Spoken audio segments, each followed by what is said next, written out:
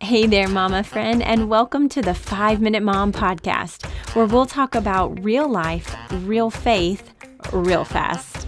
For today's show notes or to get free Monday Mom devotionals, visit audrahaney.com.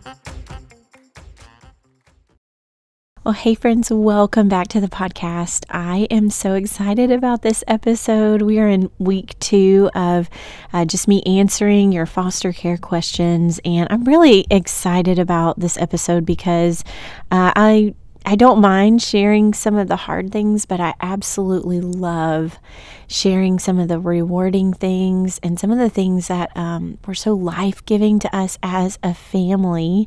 And it's just been a joy to share what God's been doing in our life after a really long season of just waiting and wondering how the story would end. So I posted, like I said before, a lot on social media. If you want to go check that out, I'll put links to my Facebook and my Instagram in the show notes if you want to go check that out. Last week we talked about reunification and just all the ins and outs of that. But today I'm answering what was the best part and the hardest part of fostering. So I'll start with the negative. I definitely say the waiting. For the last 2 years with uncertainty, that was the hardest part. And Judah was placed in our home at 4 weeks old. And from 4 weeks old until almost 2 years old, we loved him with everything inside of us. People would say, "Oh, did you get attached?" And we're like, yes, from day one, we were attached. And that's how I think it should be. We just decided early on that whatever child was placed in our home, however many children would be placed in our home, that they deserved our all. And they needed someone who could love them with everything. And we realized that would make reunification harder, but we also know that we have a faithful God who walks us through grief and would walk us through that hard season if that came. But waiting for the outcome honestly felt like being underwater for 2 years and not coming up for air. That's the best way I can describe it. There was that feeling of sometimes suffocation, the panic, the weight of it for 2 years. And I would say in some seasons I'd just go numb and not think about it too much, but it was always there. It was always present with me, spending time with my kids, even if it was pretty far back in the background. We also maintained a weekly visitation with his parents almost the entire time.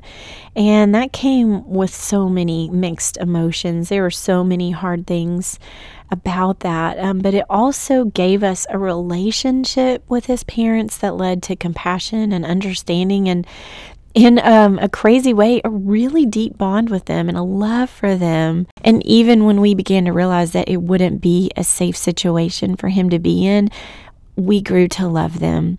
And to say that was a roller coaster of emotions is a huge understatement, because roller coasters are really fun for me, but it was a lot of ups and downs. So on top of that heap of difficult emotions and circumstances, another one of the hard things was just the logistics. I would say, they teach you in foster care class how much work it will be, and they kind of let you know what the obligations and the meetings and appointments and what all the red tape will be. But I would say, like most things in parenting, you just cannot understand it until you're in the thick of it. So we had 2 or more home studies a month. We had endless paperwork, family team meetings. That's when you're meeting with lawyers and birth parents and guardian ad litems. We had routine doctor's appointments. We had court dates, and we had training on top of that we had to maintain annually. So it did feel like a second part-time job for me, on top of raising my other kids and work obligations that I had. So there's a lot of obligations with foster care, and we were only able to do it because of the army of support and help and prayer around us. It wasn't easy or simple, and sometimes it was excruciatingly hard, but that at the end of the day, we were able to go back to the assurance of our obedience. and the certainty of our call and our deep love for our son. And it didn't always take the sting away, but it definitely carried us, and it gave us strength for the moment, which is all we really truly needed. Which brings me to the best part. And honestly, there's a lot of things that are great about foster care. But first, the easiest answer of all is just the children. I mean, the children are from hard places, but honestly, their joy, even outside of my deep love for my own son, we had the amazing opportunity to do life with and get to know some of our friends' foster children. And at any age, at any stage, at any background, I can honestly say that they all touched us deeply, and they are amazing human beings.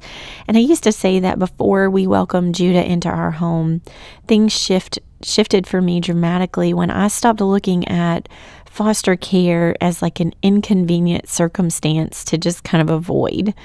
And I started looking at it as a person to love. And if God is calling you to this, He isn't just trying to put you in a hard situation. He's trying to bless you too, and these children, with relationship. And you can't even imagine the joy in that until you step into it. So I cannot emphasize enough how much these children are truly worth it. And the other aspect of this journey that I so enjoyed and that just grew me and blessed me so much was the community. When I say an army, we had an army, and not just in numbers, but in strength. First off, we came to deeply love our caseworkers. We spent so much time together. We walked through so much together in 2.5 years, especially with COVID.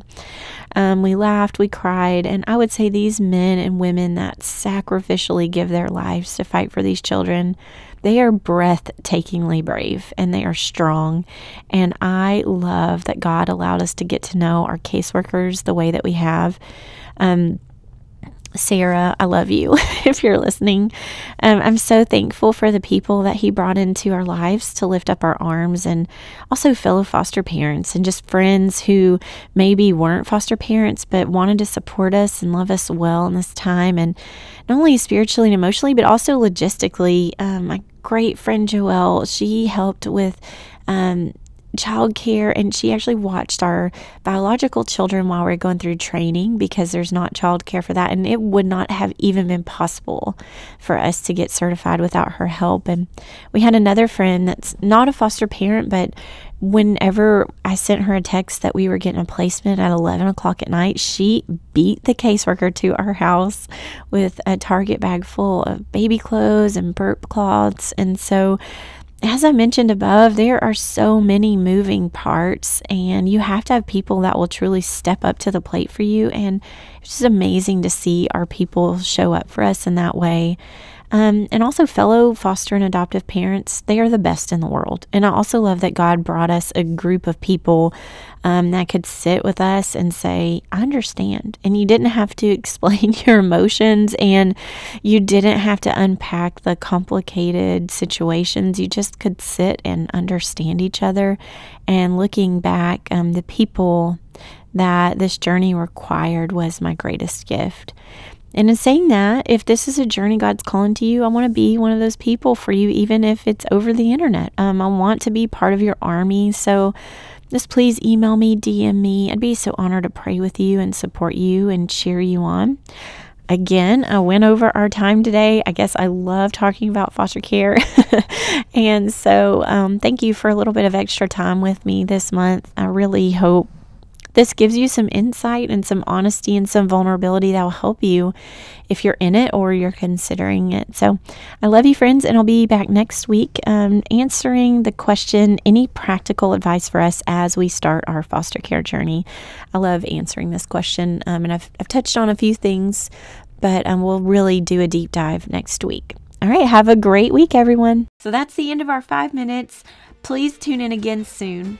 If you want to learn more about me or sign up for the podcast newsletter or get a free devotional, visit audrahaney.com. And if you enjoyed this, would you please leave a quick review?